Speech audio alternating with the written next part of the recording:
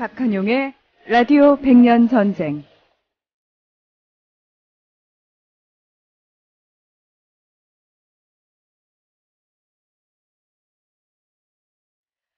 (4월은) 잔인한 달이라고 했는데 여전히 5월도 잔인하고 우울하게 이어지고 있습니다.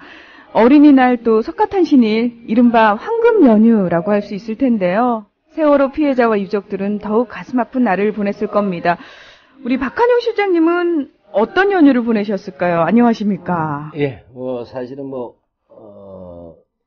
연휴라고 해서 사실은 특별한 건 없었어요. 그동안 연휴라고 하면 이제 밀린 글들을 많이 쓰는 것인데. 네. 이번에는 하도 마음이 답답해가지고 1박 2일 좀 이렇게 섬에 갔다 왔어요. 그렇다고 이렇게 요란히 갈 수도 있는 거 아니잖아요. 갔다 왔으면 또 역시 또 마찬가지예요. 그렇죠. 예. 예.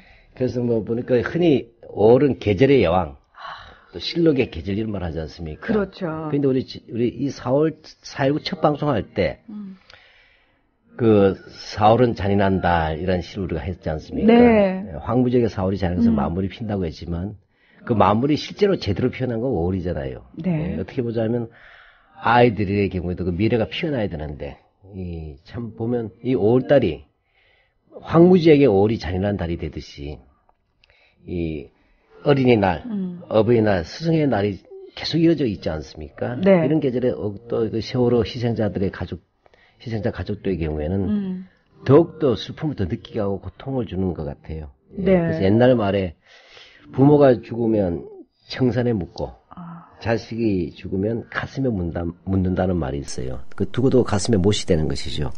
예, 그런 하여튼 우울한 연휴가 참 아쉬웠어요. 너무 무겁기도 하고. 네. 이 참교육 학부모회에서는 카네이션을 반납하기로 했다고 하고 또 정교조에서도 카네이션을 달지 않겠다 이런 얘기도 나오고 있는 것 같습니다. 예, 달지 않겠다는 의미보다는 차마 달 수 없겠다는 얘기겠죠.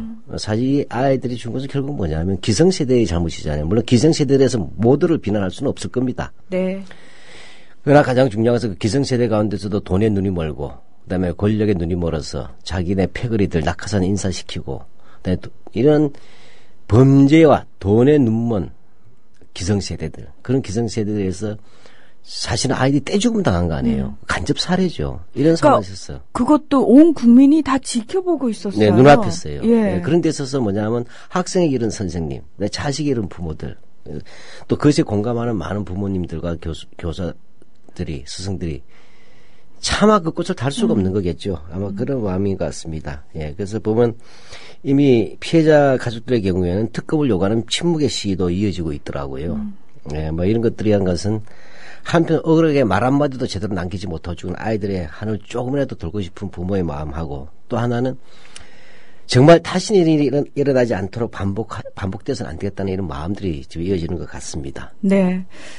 다시는 가슴 아픈 역사 반복하지 말자. 끊임없이 저희가 얘기하면서 네. 이 시간에도 저희가 수십 번 다짐하지 않습니까? 그러게요. 근데 왜 눈 뜨고도 또 이런 일을 우리가 벌이고 있는지 네. 예, 통탄할 따름인데요. 저희가 4.19 혁명과 관련해서 지금 계속해서 이야기를 하고 있습니다. 오늘도 지난 시간에 이어서 그 이야기를 해볼 텐데요. 일단 광고 듣고 와서 본격적으로 이야기 시작해 보겠습니다. 얼마나 더 속아봐야 정신 차리실 건가요? 네? 이제 그만 당할 때도 됐잖아요. 중고차 팔 때만큼은 차넷이 제가 받고 팔 수 있게 도와드리겠습니다. 중고차는 차넷, 가격 비교 차넷. 우와, 전국 400명의 전문 딜러에게 무료로 내 차를 평가받을 수 있네. 국민TV 여러분 차를 차넷에서 제대로 평가받고 보상받으세요. 내 차 팔 때 차넷, 제가 받는 차넷. 우와, 내 차 제가 받고 친구 친지 모두 함께 차넷에서 팔고 주유 쿠폰 받고. 중고차는 차넷.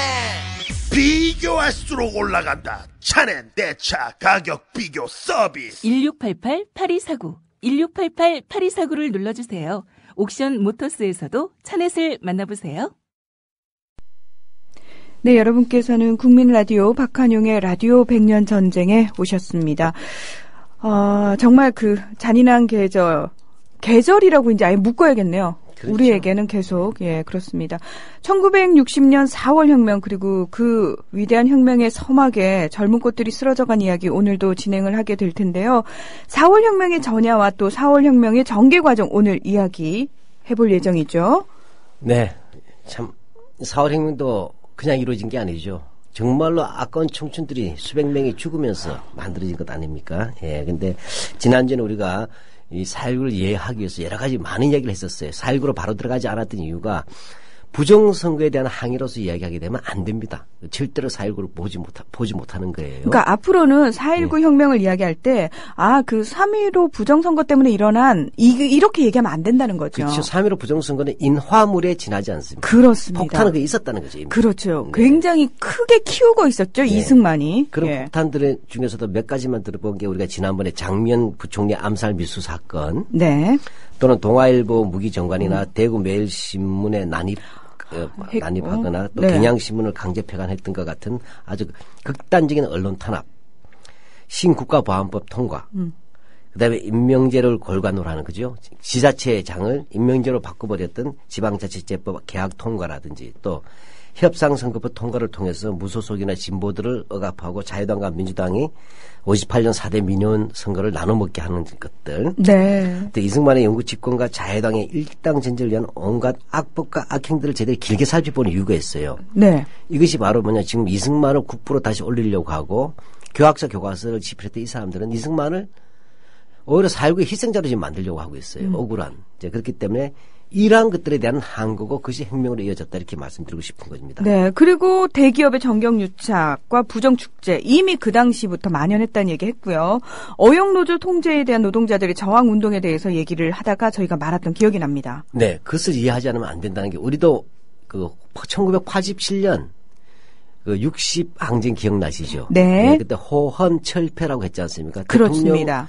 대통령을 직선제로 뽑자고 했지만 뭡니까? 바로 60 투쟁이 그다음에 7, 8월 노동자 대투쟁이 이어지면서 정치적 절차적 민주주의가 사회적 경제적 민주로 나아갔던 과정들. 마찬가지로 4.19도 처음에는 부정선거에 대한 항의에서 이승만 하야와 자유당 타도로 나아갔다가 이젠 그 타도는 이게 뭘 할 것이냐. 바로 이란 50년대 온갖 정치 경제 사회의 부조리를 무너뜨리고 민주로 나아가자는 그러한 것들에 노동자들이 참여가 시작된다는 것이죠. 그러니까 그 당시 우리 민도가 굉장히 높았어요. 그렇죠. 실장님. 이 뉴라이트리들의 경우에는 박정희가 5.16 쿠데타 했을 때 왜 독재하고 경제개발부터 했느냐니까 가난해서 민도가 낮았기 때문에 했다는 식으로 해서 유신 독재를 정당화하잖아요. 그러니까 굉장히 우매한 민중을 만들어버렸잖아요. 근데 네. 아니잖아요. 네. 이렇게 이런 우리가 사기극들을 우리가 이해하기 위해서는 어떤 특정한 어떤 핫 이슈만 가지고 우리가 단편적으로 이야기하면 안 되고 역사 전체를 놓고 우리가 이해할 필요가 있다. 네. 그런 데서 우리 이 방송 어떤 선정성이라든지 좁은 어떤 그런 뉴스 메이커라기보다는 좀 그런 구조적 전반적 이해가 필요하다는 것이죠. 네, 뭐 지난번에 잠깐 얘기는 했어요. 우리가 해방 직후에 11월 달에 뭐 좌익 개통이긴 해도 조선 노동조합 전국 평의회 전평이 있었던 것이 있고 이게 최대 조직이었는데 미군정에 의해서 불법화되었다는 얘기했죠. 네. 한편 좌익 조직이 있었다면 우익 조직도 있었겠죠. 그렇겠죠. 예, 그래서 뭐 대한독립촉성 노동총동맹 줄여서 대한노총 많이 들어보는 것 같죠. 네. 이제 만들어졌는데 이 단체가 사실은 뭐냐면 나중에 부산 정치 파동에서 이승만이 의용노조로 만들어버렸다. 중요하죠. 노동자들마저도 이승만은 의용노조 만든 이유는 뭐예요? 대통령 직선제를 해야 되니까 노동자와 농민들을 통제해야 되겠죠. 그래서 의용노조로 가는 겁니다. 예, 이렇게 하면서 나왔고 이런 과정 속에서 뭐냐면 1959년 8월 달에 4.19 불과 1년도 안 돼서죠. 앞두고 바로 이 37개 노조 연합체 가운데 24개 연합회요. 그럼 3분지이지 않습니까? 네. 대표 32명이 가칭 전국 노동조합 협의회. 이제 87년대 나왔던 전도협 이름 비슷하죠. 네. 89년도인가. 예. 전국 노동조합 협의회 설립 준비위원회가 구성이 됩니다. 예, 이렇게 하면서 이미 1959년도에 파업 투쟁이 일어났어요. 이건 우리 처음 시작할 때도 잠깐 말씀드렸는데 워낙 중요한 건데 간과하고 있어요. 예. 그래서 1959년에 전국 섬유노조 36,000명이 36,000명이면 엄청난 거죠. 어마어마한 숫자입니다. 네. 예, 노동시간 단축 요구쟁이, 그러니까 장시간, 그죠? 중노동 있지 않습니까? 거기에 대해서 파업을 일으킨 거죠. 또 부산 부두 노동자 5천여 명이 임금 인상을 요구하면서 또 파업을 일으켰어요. 또 석탄광 노조연합회 산하 노동자 8,700명이 또 임금 인상 요구를 하고 이렇게 해서 먼저 1959년 한 해만 하더라도 정부 수립 이후에 1948년 수립 이후에 10년 동안 가장 많은 건수의 쟁의가 있었고 참가인원은 또 최다치였단 말이죠. 네네. 즉 이승만 정권 말기가 가되면 노조의 의용화. 그죠? 또 하나는 뭐죠? 대기업의 정경유착과 부정축제. 그 다음에 노동, 이른바 한국형 노동, 후진국형 노동이라는 장시간 중노동 저임금 정책에 대한 노동자들의 저항들이 일어나고 있다. 따라서 4.19가 일어나서 이승만 정권이 타도된다면 바로 이러한 요구들을 수렴해야 되는 것이 시대적 과제가 된다. 이해가시겠습니까? 네. 이게 1959년의 일이에요. 그렇죠. 예. 이런 것 속에서 3.15 부정선거에 막이 올랐기 때문에 당연히 자유당 터도란 것은 이러한 노동자 농민들의 염원도 반영되는 새로운 민주공화국의 건설로 나아가자는 것입니다. 그러니까 말씀하신 것처럼 3.15 부정선거의 경우, 그러니까 3.15 부정선거 이전의 부정이 문제가 되는 거지 않습니까? 그러니까 두 가지가 있는 거예요. 하나는 지금 말씀드린 대로 한국 사회에서 민주화에 대한 전반적 요구가 있었는데 여기에서 이승만과 자유당은 오로지 반공이라는 이름 속에서 잠기 집권과 일당 독재에서 응글러 왔다는 것. 그렇죠. 억압을 했다는 거죠. 두 번째로 3월 15일 부정선거는 바로 그날 시작된 것이 아니라 이미 몇 년 전부터 그렇죠. 계속 준비를 했죠. 헌법을 계속 고치고 지자체법 다 개혁하고 그다음에 부정선거 여러 번 하면서 실험도 해보고 이런 것들이 되었다는 것이죠.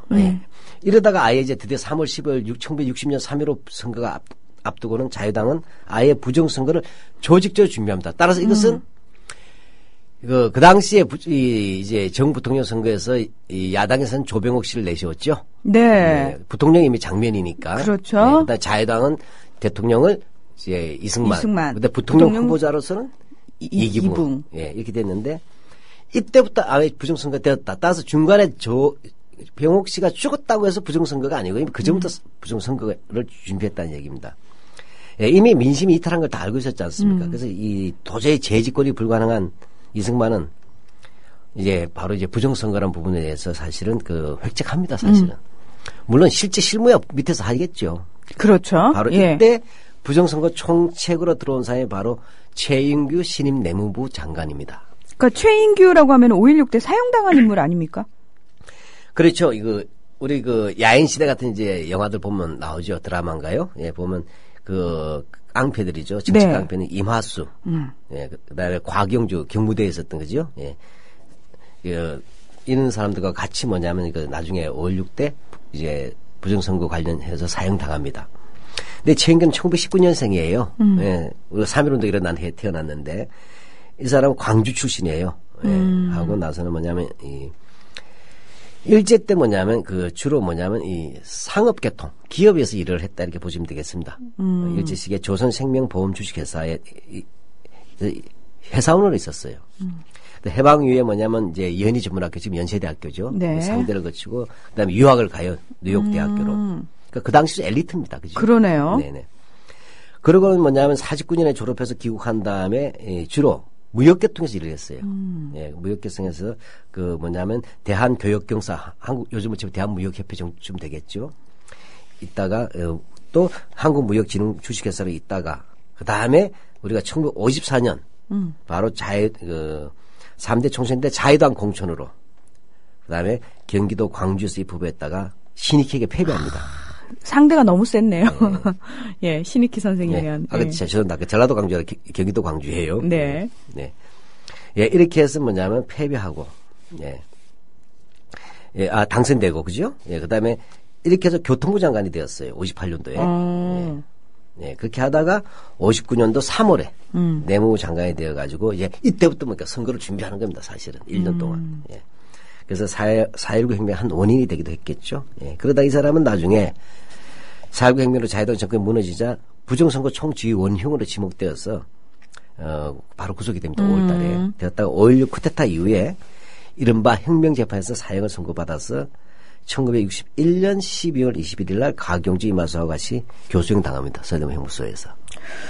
글쎄요, 최은기 죽음에 대해서는 뭐 가족 입장에서는 당연히 억울하다고 얘기하지 않겠습니까? 부인이 그렇죠. 굉장히 억울했다는 얘기가 있더라고요. 사실은 시킨 대로 했다는 얘기도 할 수 있겠죠. 근데 좀 의문시되는 게 있어요. 네. 최은기는 물론 책임은 면할 수 없습니다. 부정선거에 대해서. 예, 그러나 뭐냐면 옥중에서 이 수기를 써요, 최은규가. 네. 그러면 자기 모든 걸 다 밝힐 거 아니에요. 아, 그러면 수기를 다 쓴 다음에 죽여도 됩니다. 그렇죠. 네, 근데 갑자기 죽여버려요. 그래서 갑자기 사형을 시켜버립니다. 이거 뭔가 냄새가 나는데요? 꼬리 자르기 같은? 그렇죠. 그래서 이러한 부분에 대해서는 사실은 이 최은규가 아마 쓰고 싶던 자기도 책임이 있지만 또 배우의 어떤 것들 다 밝히고 싶었을 거 아니에요. 네. 나름대로 또 양심 고백도 하려고 했겠죠. 근데 왜 5.19 쿠데타 때 세력에서 처형했는지 우리는 알 수가 없어요.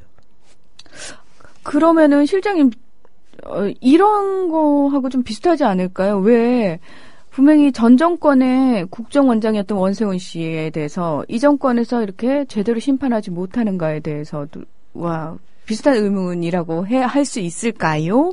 그래서 저는 한번 시간이 예. 된다면 고구마 줄거리에 한국사 쓰고 싶어요. 줄들이 엮여 나오는 거. 이렇게 들면은 쫙 달려서 나오는. 예, 겉에는 고구마죠. 밑에는 엄청나게 굵은 뿌리들이 나오지 않습니까? 그렇죠. 네, 이런 것들 같아요. 네. 하여튼 간에 어찌됐건 그 최은규는 책임은 명백한 거죠. 예. 최은규라는 사람은 뭐예요? 지금 뭐냐면 지방 내무부 장관이면 행정 총책임자란 네. 말이에요. 그러니까 군수 경찰들 다 수집하는 거죠. 아예 이렇게 얘기합니다. 이 비합법적인 수단을 강구해서라도 비상수단을 강구해서라도 이 박사와 이기붕 선생을 그 당시에 이렇게 불렀어요. 이 박사 이기붕 선생 하면 이게 딱 통하는 거예요. 우리가 박통하면 누구라고 옛날 박정희를 네. 꼭 당선되도록 해라 하면서 그 유명한 말이에요. 법은 나중이니 우선 당선시켜 놓고 보아야 한다. 국가 대업 수행을 위하여 지시하는 것이니 시킨 대로 하라. 이것이 유명한 부정선거 지시예요. 그 원장님 말씀 뭐 이런 거랑 비슷하네. 네. 지금 안 그래도 댓글 게시판에 지금 하시는 얘기가 요즘이랑 똑같네요. 그러니까 저희는 지금 사실 4.19 혁명 그 즈음의 얘기를 분명히 하고 있는 건데 자꾸 혼란이 오는 거죠. 그러니까 우리가 흔히 네. 말해서 이제 종에다 그리고 그린 다음에 네. 셀로판 종이라든지 트레이싱 페이퍼라는 게 이제 투명한 종이 네. 붙여넣어서 딱 그리면 똑같이 되는 거예요. 그렇죠. 50이 60이듯이 10이 30 같아. 또 10이 유신 같다는 말도 거짓말 아닌 것 같아요. 뭐 이렇게 해서 올빼미 표라든지 유령표라든지 3인조, 9인조 공개투표, 사할 사전투표, 투표함 바꾸기, 표 바꾸기, 금품 살포, 깡패 동원 이런 것들이 동원되는 것들이죠. 예, 이제 나중에 또 구체적으로 살펴보겠습니다만은. 근데요, 그 전에는 왜 정부통령 선거가 5월에 치러지지 않았습니까? 예. 근데 문득 생각해보니까 3.15 부정선거죠. 왜 3월에 치러진 거예요? 예, 말씀드리기 전에 잠깐 또 이렇게 제주도에서도 이렇게 또 댓글이 올라와 주셨네요. 우리 네. 회원께서. 멀리 제주에서 이렇게. 민문현, 예. 감사드립니다. 안 그래도 저희 사실 방송하기 전에 제가 여쭤봤어요. 민문현의 지부가 지역 어디 있느냐 그랬더니 굉장히 촘촘하게 많더라고요. 예, 제주에도 있고 도쿄도 있습니다. 예. 조만간에 북경에도 만들어질 것이니까요. 예. 예. 그러니까 더불어서 저는 저도 뭐 민문현 회원입니다만 자랑스러운 게 뭐냐면은 제가 민문현 회원입니다 이러고 굉장히 밝히길 자랑스러워하세요. 다들. 고맙습니다. 예, 처음 만났는데 저는 민문현 회원입니다 하시는 조합원분들 저 꽤 많이 만났어요. 그랬어요? 네. 예. 예. 자, 우리 시대 독립군이자 우리 시대 민주투사 우리 회원님들 감사드리면서 네. 그리고 지난주에도 사실 보니까 우리가 4월 26일 날 공지를 했었지만 네. 우리 연구소에서 참 우울한 분위기지만 그렇다고 또 가만히 있을 수는 없잖아요. 그래서 네. 민정문제연구소에서 서울 역사 산책해가지고 4월 혁명의 정신을 따라 잃어버린 민주주의를 찾아서라는 그 제목으로 4월 26일 토요일 날 오후 2시부터 5시까지 네. 실제 4월 혁명했던 그 거리를 같이 돌았어요. 네, 그렇게 돌았고. 네. 자, 다시 이야기 돌아가겠습니다. 네. 자, 왜 5월에 치러지던 정부통령 선거가 갑자기 3월로 바뀌었는지도 궁금하다라고 말씀을 드렸어요. 네, 그러니까 법으로 그 달이 명시된 건 아니지만 이제 계속 5월 달에 해왔습니다. 네. 그런데 3월 때 땡긴 것이 뭐냐 하면 이때 뭐냐면 야당의 조병호 후보가 신병치료차 미국에 가 있었단 말이죠. 네. 네. 그래서 미국에 갔던 게 자, 그럼 지금 뭐냐면 야당 후보가 지금 뭐냐면 병치료한 미국에 가 있지 않습니까? 네. 그 치료 중에 갑자기 땡기는 거예요. 어? 반칙이죠, 치사하게. 와. 그래서 1960년 2월 3일 날 갑자기 정부는 벼랑간 선거를 3월 15일로 무려 2달 앞당겨 버리는 거예요. 그러면 뭐죠? 지금 병 치러지니까 유세할 수 없고 선거도 준비할 수 없지 않습니까? 그렇죠. 네. 그렇게 해서 치르기를 하는 겁니다. 명분은 5월달에 농번기다 이렇게 했는데 그전에 그럼 농번기 아니었습니까? 예, 궁색하네요 변명이. 네. 예. 그래서 야당에서 정 그렇다면 농번기가 문제라면 7월달로 늦춰줘 했더니 그건 또 안 된다는 거예요. 왜요? 뻔하죠. 미국에서 치료받고 있을 때 그것도 큰 수술이란 말이에요. 네. 한마디 하면 야당 후보에게 시간 안 주는 거죠. 예, 이런 반칙입니다. 그런데 이런 와중에 또 조병호 후보가 미국에서 수술 받다 그죠? 네, 급사하게 되죠. 예, 참 희한한 게 이승만 시대 때요. 네. 야당의 유력한 후보들 정말 국민의 신망이 두터웠던 후보들은 다 원인을 알 수 없는 죽음을 맞거나 또는 약간 석연치 않은 죽음을 맞거나 또는 아예 사형을 시켜버리거나. 예. 그러니까 내가 볼 때는 이제 이건 뭐 이상한 얘기지만 뭐 우리가 미신을 믿는 건 아닙니다만은 네. 미신도 아니고 이승만 대통령 때 보게 되면 백범 암살. 네. 사실 대통령 후보감이잖아요. 그렇죠. 임시정부 주석 아닙니까? 그렇죠. 예, 그 다음에 어떻게 됩니까? 육산 조봉암 처형.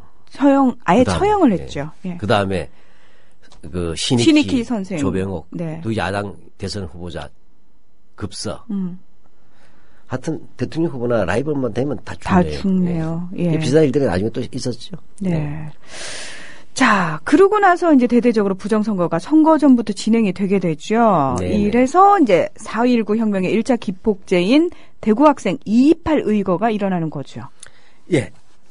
예. 이른바 학생을 정치 도구로 사용하는 겁니다. 관제 행사에. 관제 행사에. 네. 예, 지금은 참 어르신들을 많이 내세우는데 그때는 네. 학생을. 지금 학생들 내세웠던 큰일 나죠. 그렇죠. 그 선봉에 선 사람이 최인규겠고요. 네, 물론 이제 그다음 이제 총책이겠죠. 네. 이 정부 이제 그때가 2월 28일이니까 정부 부통령 선거가 아주 막바지지 않습니까? 네. 예, 아주 피크라고 하죠 보통. 예, 이때 뭐냐면 이 대구 시내 수성천이라고 있어요. 개천 이름인데 그래서 야당 부통령 후보인 장명 박사의 선거 연설회가 계획되어 있었습니다. 근데 대구는 이 당시 야성 도시였어요. 그 왜 조선의 모스크바라고 불렸던 곳이잖아요. 일제 때 그랬죠. 그렇죠. 자 그렇게 되니까 이 자유당에서는 뭐냐면 이 사람들 동원을 못 모이게 해야 되지 않습니까? 아. 예, 그렇게 되니까 뭐냐면 혹시 고등학생들이 유세장으로 몰릴까봐 우려한 나머지. 그때 고등학생 지금 대학생 수준이에요. 정치의식이 나서. 그렇죠. 정치의식이 굉장히 높았어요. 네. 학생들이 그렇죠. 그 당시에. 예. 그래가지고 대구 시내 사립은 안 되니까 공립고등학교에 일요일 날 등교를 하게 한 거예요. 예, 그렇게 되니까 뭐 학교 당국은 뭐예요? 하여튼 이때 제일 문제 학교 당국들이 문제예요. 그죠? 교장들이나 행정하는데 다 일제시대 사람들 아니에요. 이들이 뭐냐 온갖 핑계로 인료 등교를 강행해버린 겁니다. 아, 이렇게 되니까 학생들이 어떻게 됩니까? 무척 화가 난 거죠. 그래서 뭐냐면 이 경북고, 대구고, 대구 사대부고, 경북 여고 등 학생 2,000여 명 꽤 크죠. 네. 이 중에 굉장히 큰 겁니다. 아. 학원의 자유를 달라. 인료 등교 웬 말이냐. 라는 구호를 외치면서 시청까지 행진합니다. 이 과정에서 학생들이 무려 250명이 연행됩니다. 예, 그렇게 하고 부상 학생들이 막 줄지어 일어난 거죠. 이렇게 하면서 일어난 것이 바로 228 대구 학생 시위예요.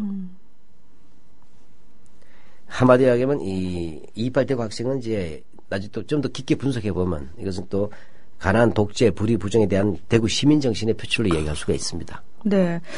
사실 이때만 해도요. 대구가 가장 시민의식이 뛰어나고 그렇죠? 민주의 도시였다라고 얘기할 수 있을 텐데 이렇게 대구 228 의거에서 마산 네. 3.15 부정선거 규탄까지 이어지게 되는 거죠. 예, 그래서 이제 대구에서 마산으로 해서 다시 서울로 올라가는 시계 방향으로 올라가는 겁니다. 그러니까 사실 지역에서 먼저 시작이 됐어요. 그렇죠. 서울에서 맞습니다. 발발해서 내려간 게 아니라. 예. 예, 이런 점에서도 보면 우리가 민도 어쩌고저쩌고 하는 말이 안 되는 거죠. 그렇죠. 예.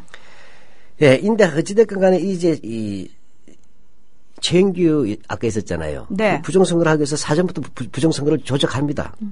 그래서 전체 투표율을 85%를 확보해야 되는 거예요.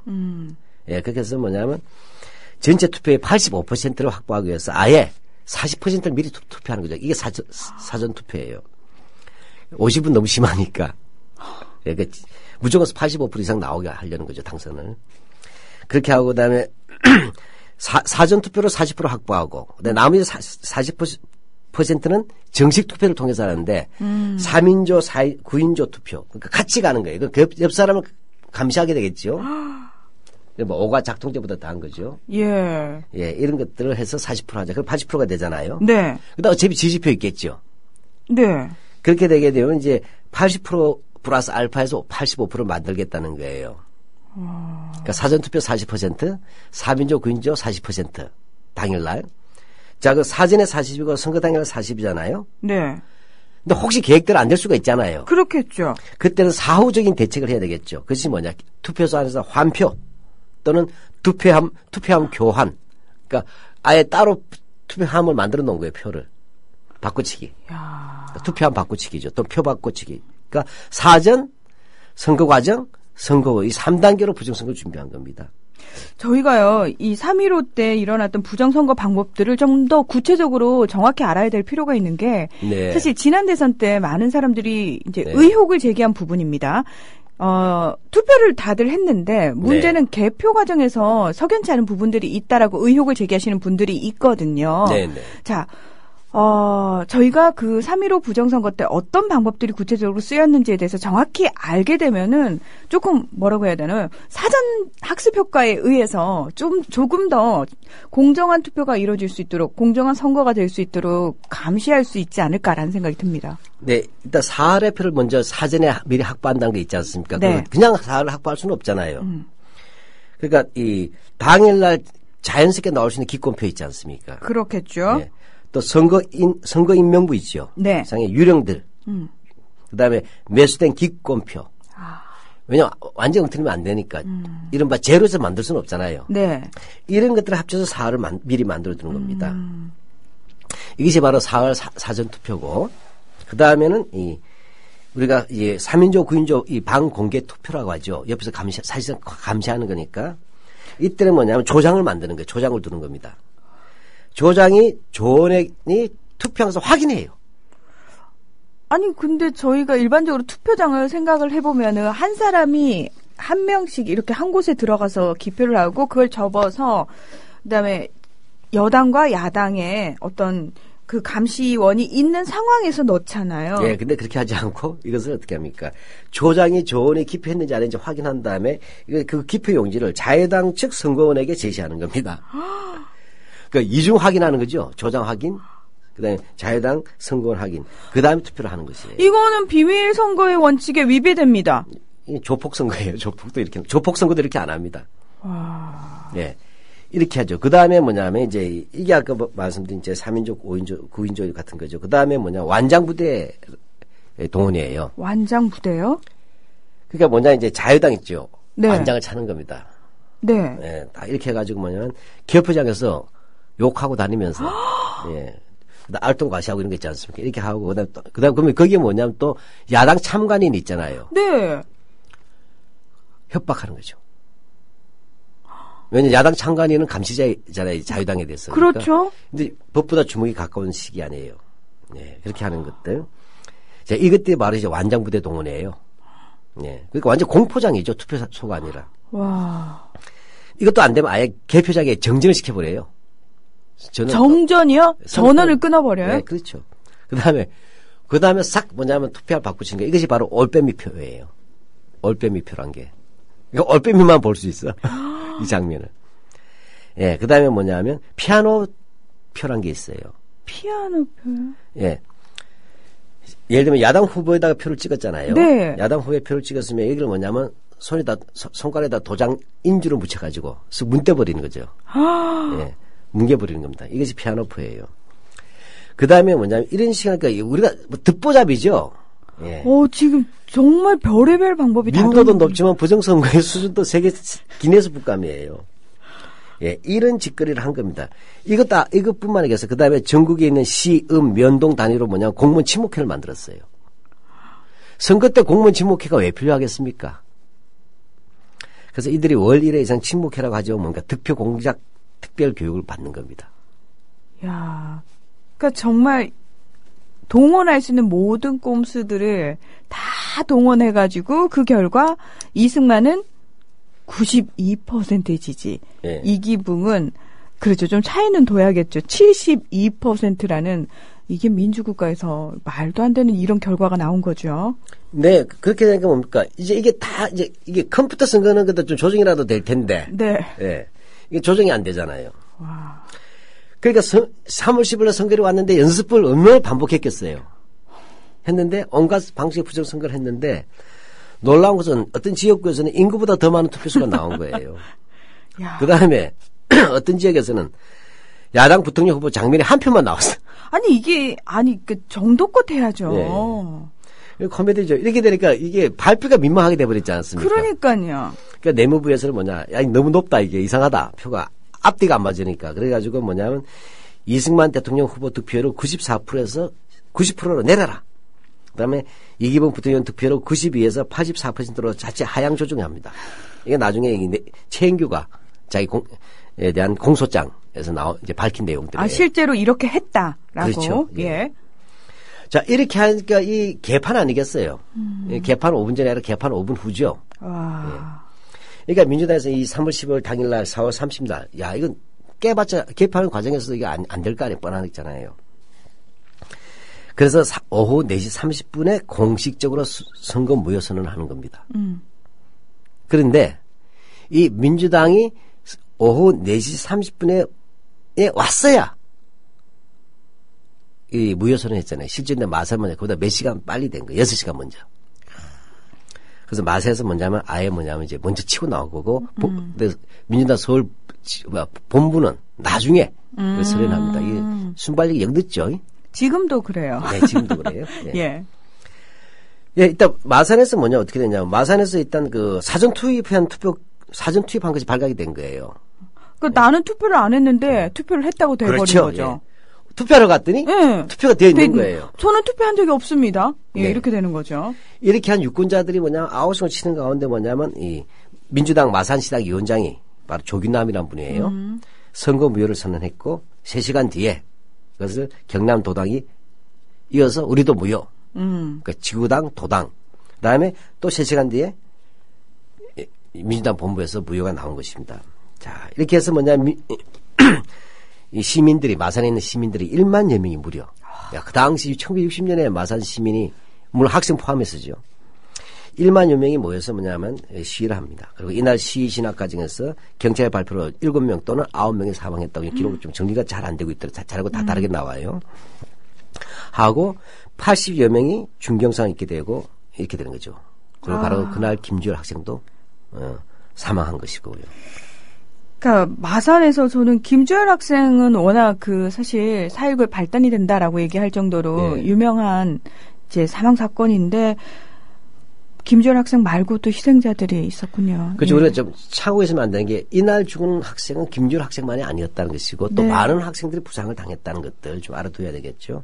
근데 워낙 김주열 학생의 그 사진이요 너무 끔찍해서. 끔찍하죠. 예. 그래서 이날 죽었던 우리가 기억해야 될 몇 사람을 좀 소개할까 그래요. 예, 사실 보면 이 구두 닦기도 있었어요. 어머니가 4살 때 개가를 했단 말이에요. 그러니까 살 수가 없었던 거죠. 그래서 거리에 나와서 구두 닦기로 살아가던 이제 20살 된 청년 오성원이라든지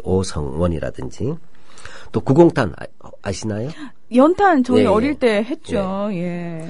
예, 아버지가 구공탄을 장수를 하시는데 그래서 리어카를 밀면서 야간 중학이라도 가겠다고 하던 김영호란 학생 또 홀 어머니 밑에서 과학하면서 마산 고등학교 졸업장을 막 거머쥔 지 얼마 안 돼서 죽은 학생도 있었어요. 예. 결국 그다음에 또 중학교를 마친 후에 아버지 대신해서 기계를 돌렸던 전의규라든지 이거 왜냐 우리가 굳이 꼭 학생할 때 무슨 엘리트 학생만이 아니고 바로 이런 어려운 가운데서도 정말로 홀어머니 밑에나 홀아버지 밑에서나 극빈의 가난 속에서 또는 노동자로서 살던 이런 젊은 청년들이 나온 거예요. 자, 이거 무슨 이야기를 하냐면 한국 민주 그렇게 만들어진 거예요. 무슨 지식인들이 나와서 만든 것이 아니란 얘기예요. 정의감에 불타고 크게 많이 배우지 않더라도 또 돈이 없더라도 이들이 나와서 불의를 보고 저항한 것이죠. 그러니까 나중에 5.16 쿠데타 세력들이나 박정희를 지지하는 세력들이 먹고 의식이 좋게야 민주주의한다. 그러니까 배가 고프면 민주주의 할 수 없다. 이건 거짓말이란 거예요. 예, 맛을 의거 자체가 그걸 보여주고 있잖아요.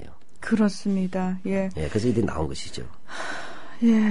4월 11일이었죠. 네. 마산 상고를 다니던 16살의 김주열 학생. 왼쪽 눈에 최루탄이 박힌 처참한 모습으로 신포동 앞바다에 떠오르지 않았습니까? 아, 네. 근데 그 사진을 보셨어요? 저도 봤어요. 심지어 저도 어렸을 때 봤던 기억이 나서, 예. 저희들이 이제 그 사진하고 그다음에 그 묘사한 그림 보면 끔찍합니다. 아, 정말 예. 정말, 저는 왜 그 사진을 봐버렸을까 싶은 게, 한 번 보면 뇌리에서 평생 잊을 수 없는 사진이거든요. 네. 그래서 제가 마산에 그 몇 년 전에 갔을 때, 네. 그분하고 같은 학교를 다녔던 분이 지금 계세요. 그분이 한테 여쭤봤더니, 김주열이가 사라진 것은 다 알았답니다. 왜냐하면 김주열 학생의 어머니가 네. 그 시장 바닥을 돌면서 시내 바닥을 돌면서 주열아 며칠 동안, 며칠이 뭡니까? 그죠? 그 한 달 가까이를 울부짖고 미친 듯이 다녔답니다. 그래서 딱 뭐냐면 또 그 당시도 마산 해보자 좁으니까 다 알고 있었잖아요. 그래서 그 학생을 다 걱정하고 있었어요. 그런데 갑자기 마산 앞바다에서 떠오르게 되니까 어머니가 울부짖고 이것이 이제 이렇게 하면서 이 소식이 전해지면서 다시 시민들이 격분하게 된 거죠. 예, 그러면서 4.19 혁명의 불길이 타오르게 되는 거죠. 네, 그래서 예. 이제 더 늘어났어요. 2만 명이 모여가지고 이른바 2차 마산 데모죠. 예, 마산시가 일어났는데 이때 또 경찰에 발포하는 거예요. 그래서 시민 2명이 죽고 14명이 중상을 받고 1,000여 명이 검거됩니다. 근데 여기에 더 기름을 끼얹은 게 뭐냐? 정부의 발표예요. 또 뭡니까? 마산 사건은 북계 간첩이 양민을 선동하여 일으킨 난동이다. 또 좌익의 음모다. 그래서 부하내동하면 가차없이 처벌하겠다고 협박을 해버립니다. 정말 지겹습니다. 간첩 이야기. 그러니까 무조건 간첩이에요. 그러니까 항상 보면 알겠지만 한국에서 독자는 이 작자들은 개인 독재를 위해서 또는 권력 유지를 위해서 또 자기들 잘못을 감추기 위해서 언제나 뭐냐면 간첩 문제라든지 북계의 음모를 얘기합니다. 그럼 명백하게 사실과 사실과 구분해야죠. 그죠? 네. 이런 상습범이 나옵니다.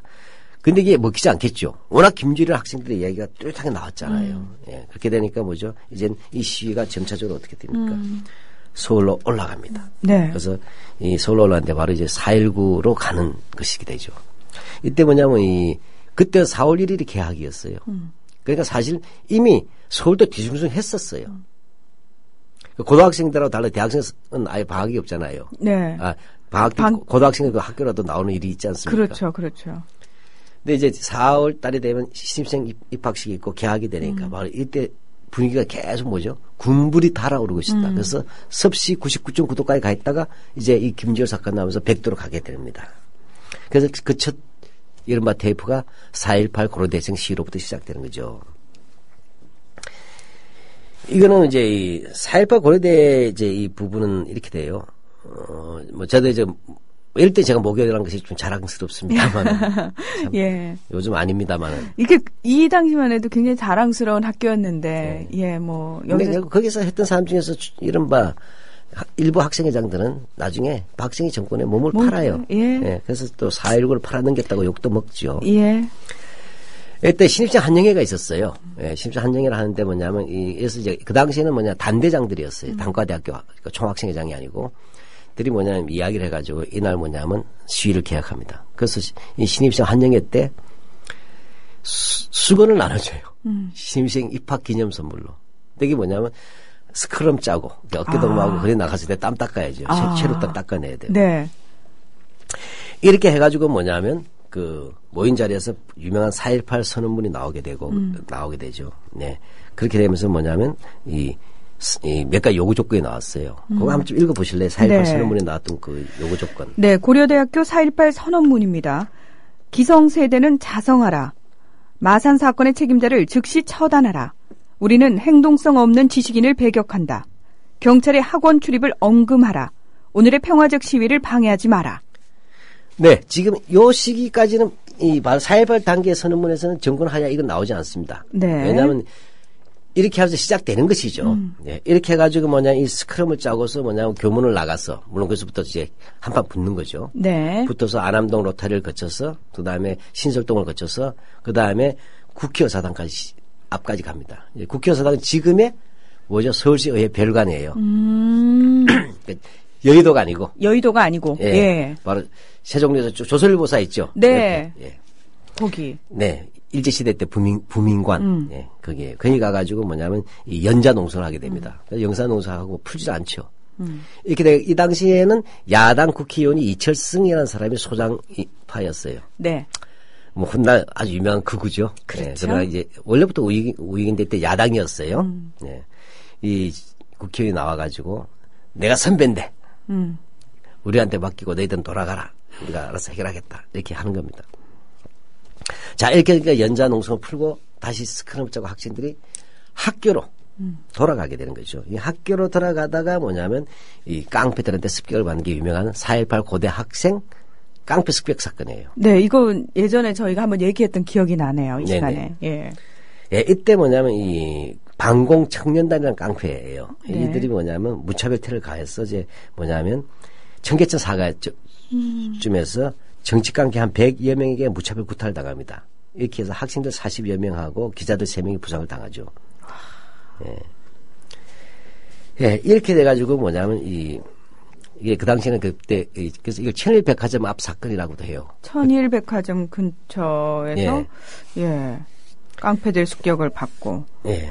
예. 그 이 깡패들이 이제 대한방공청년단이잖아요. 네, 대한방공청년단 소속. 예. 근데 이 자유당 정권이라는 게 깡패들에서 유지된 제가 공공연한 테러 독재라고 얘기했지 않습니까? 네. 바로 이게 1959년도에 예. 6월달에 정부통 이게 이제 우리가 이 노미네이션이라고 하죠. 노미네이트. 이 1959년 6월달에 정부통령 후보를 자유당이 지명합니다. 예, 이제 이승만과 이기붕으로 이때부터 선거 조직 확대할 때 공무원과 경찰뿐만 아니라 돈을 가지고서 돈을 살펴서 깡패까지 동원한 거죠. 이때 뭐냐 선거 전의대로 동원된 깡패 조직이 바로 대한방공청년단하고 그 신도환이라는 사람이 이끌었어요. 네. 근데 또 하나가 임하수가 있거든. 방공예술인단이에요. 이 둘이 걔가 이제 가는 거죠. 아유, 이건 예술인들을 참 모독하는 행위네요. 방공예술인단. 그렇죠. 이때 임하수한테 안 들게 맞은 배우가 없다지 않습니까? 예. 그렇게 해서 뭐냐면 아예 이 경찰, 그러니까 공개 영역에서는 경찰이 또 반공개와 비합법 영역에서는 깡패들이 이제 테러를 하는 거죠. 테러하면 하는데 어느 정도였냐면 그 선거 일주일 전에 3월 9일 날과 10일 날 전라남도 여수 있지 않습니까? 네. 예. 여수와 광산에서는 민주당 간부들이 맞아가지고 죽는 사건까지 생겨요. 이거 살인 선거죠. 그래서 민주당 자체 집계를 한 게 보면 3월 14일, 즉 선거 투표 하루 전날 집계한 것이라면 테러로 희생당한 사람이 56명이라고 그래요. 이게 정말 진정 우리나라에서 일어난 일이 맞는 거죠. 그래요. 우리나라니까 또 일어나는 건지도 모르겠어요. 이상한 놈들이 잡으니까. 이 시기에 왜냐하면 이 정권 담당자들이 대부분들이 일제 때 친일파들이에요. 아, 그러면 가능하겠다라는 생각이 또 바로 확 생각이 드네요. 우리가 이제 다음 방송에서도 이야기할 것인데, 이 4.19에서 5.16으로 가는 과정에서. 네네. 네. 친일색들이 바로 이 선거 직제에 다 부활해요. 이승만의 수적으로. 그게 이제 4월 19일, 이 서울에서 대규모 시위가 이제 전개가 되면서 4.19 혁명 말 그대로. 네. 본격화되는 거죠. 예, 바로 4.18 고대 학생 이제 시위가 있었고, 그 다음에 습격 사건이 나오면서, 그 다음에 이제 더 폭발이 이제 보도가 됩니다. 그래서 사진에 뭐냐면 쫙 이제 쓰러져 있는 사람들이 대문 쪽처럼 나와버렸어요.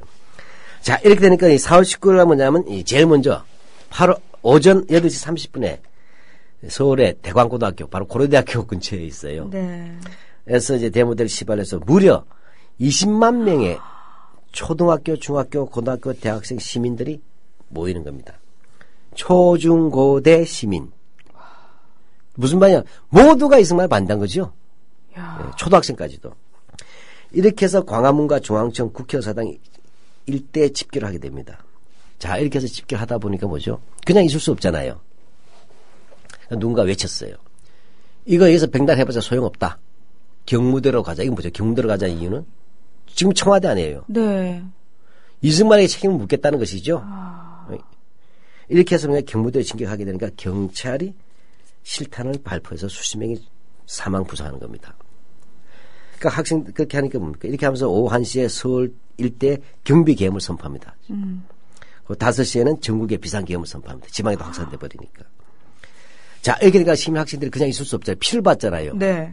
총을 쏘니까. 그러니까 자국민을 향해서 경찰들이 발포를 한 겁니다. 지금 몇 네. 번째. 예. 이게 나중에 이기붕한테 기자들이 물어봤잖아요. 네.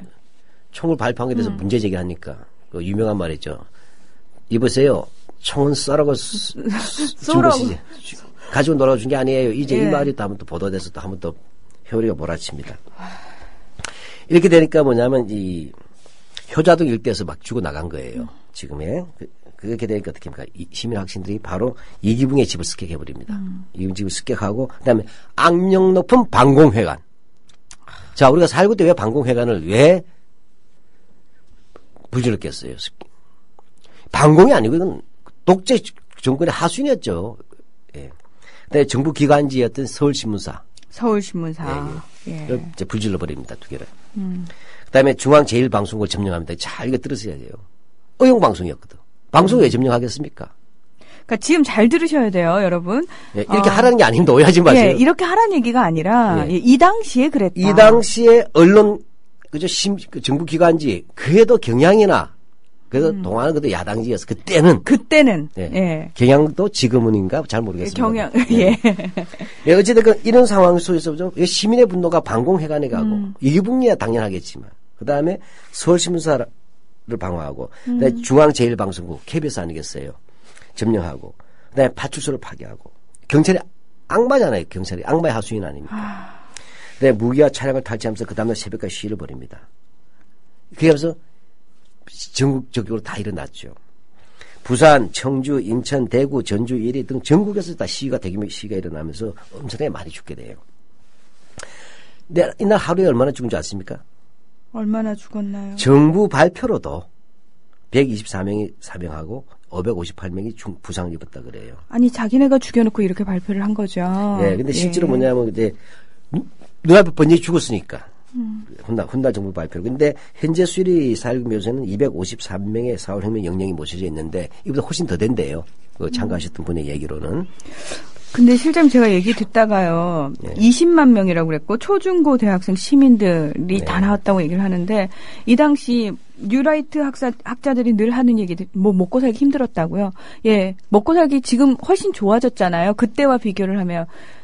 지금도 본인의 안위를 위해서 그냥 눈 감고 귀 막는 사람들이 많은 세상이거든요. 그렇죠. 근데 1960년에 지금보다 훨씬 먹고 살기 힘들었던 우리나라 국민들이 이렇게 분연히 떨치고 일어났다라는 사실 앞에 참 부끄럽다라는 생각을 하게 됩니다. 네. 예. 그래서 우리가 이 공식 통계만 놓고 봤을 때 186명 아닙니까 사망이? 사망이요. 예.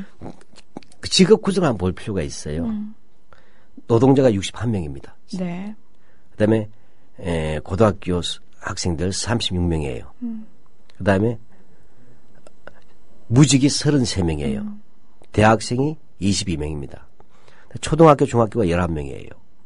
해설이 10명. 노동자 제일 많았죠. 네. 예. 그다음에 고등학생, 그다음에 무직, 그다음에 대학생, 그다음에 초중고생, 그다음에 회사원. 기타 5명 이렇게 됩니다. 자, 이렇게 사태가 악화되자 이승만이 내각 강요를 경질을 하게 되고요. 예. 이기붕이 사퇴를 하고 자신의 총재직을 사임을 하죠. 자, 이게 무슨 얘기입니까? 지금 뭐냐면 지금도 사과를 내보내는 대통령이 어디 있습니까? 한 번 딱 부러지게 책임을 졌어야 될 거 아니에요. 그죠? 네. 어설픈 사과 책임 오면 이런 식으로 하니까 우리 분노만 자꾸 이제 일으키는 거 아니에요. 네. 예, 그러다가 이렇게 내보내는 이런 것들이가 마찬가지로 이승만도 아주 지저분했어요. 예, 이승만 같은 경우는 뭐냐 일단 책임을 내각에도 돌립니다.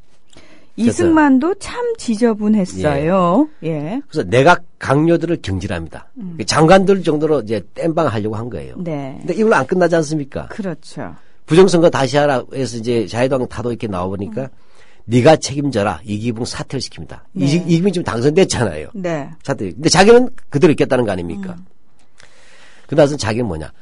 대통령을 사임하는 게 아니라 자유당 총재직을 사임하는 겁니다. 그러니까 저도 지금 놀랐어요. 대통령 사임이 아니고 총재직 사임이라고 나와가지고 이거 오탄가? 이 생각했어요.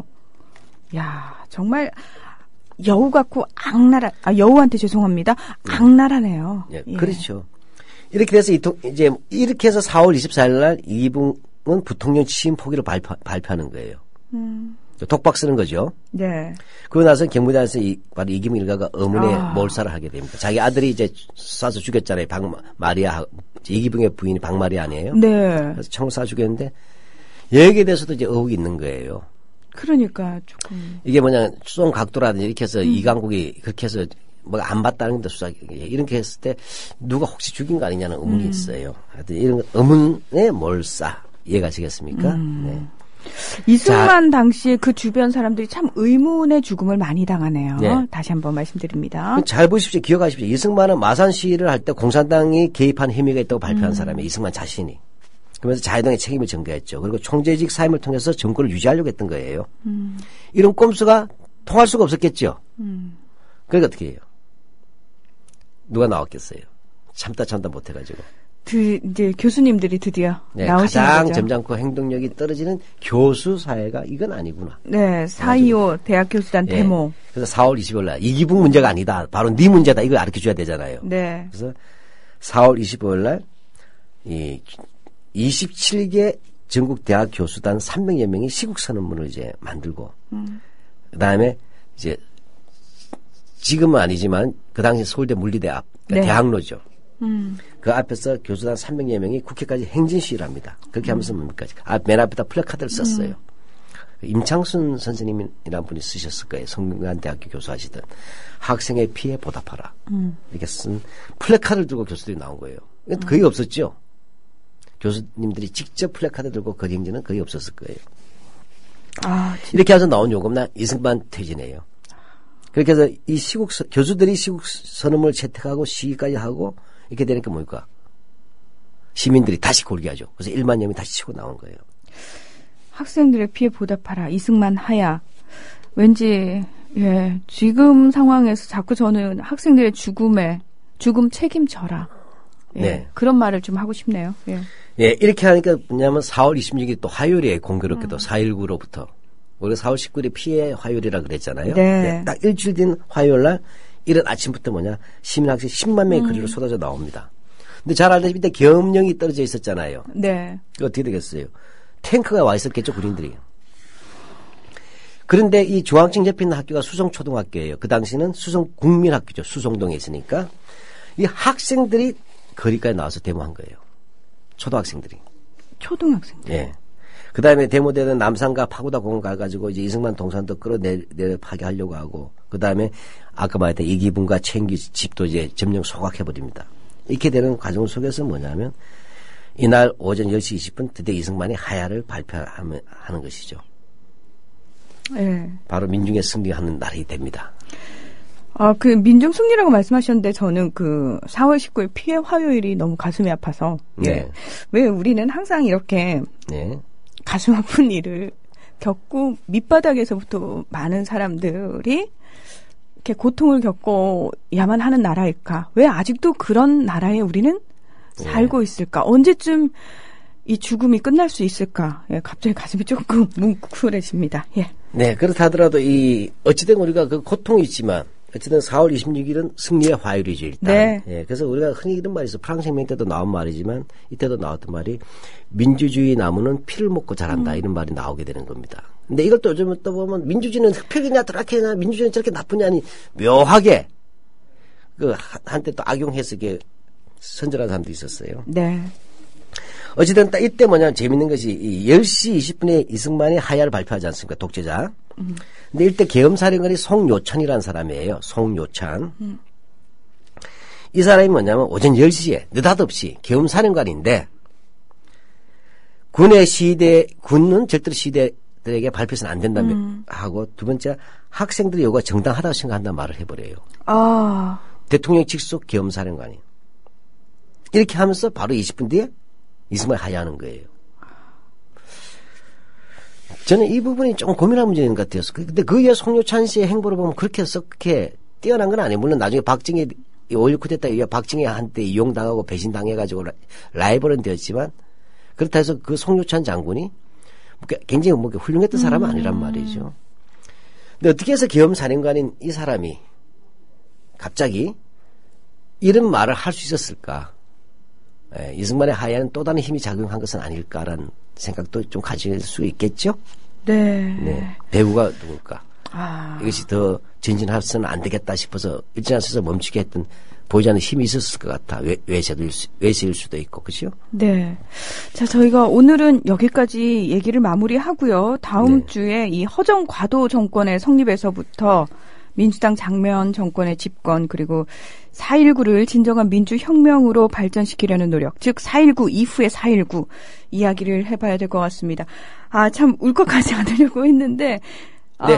우리네 삶이 참 고단하고 가슴 아프다라는 생각을 다시 한번 하게 됩니다. 네. 박한용 실장님, 우리 다음 주에 또 만나서 당연히 알아야 되는 이야기 해야겠죠? 네. 그렇게 해서 5.16까지 가는 겁니다. 네, 오늘 고맙습니다. 네, 고맙습니다.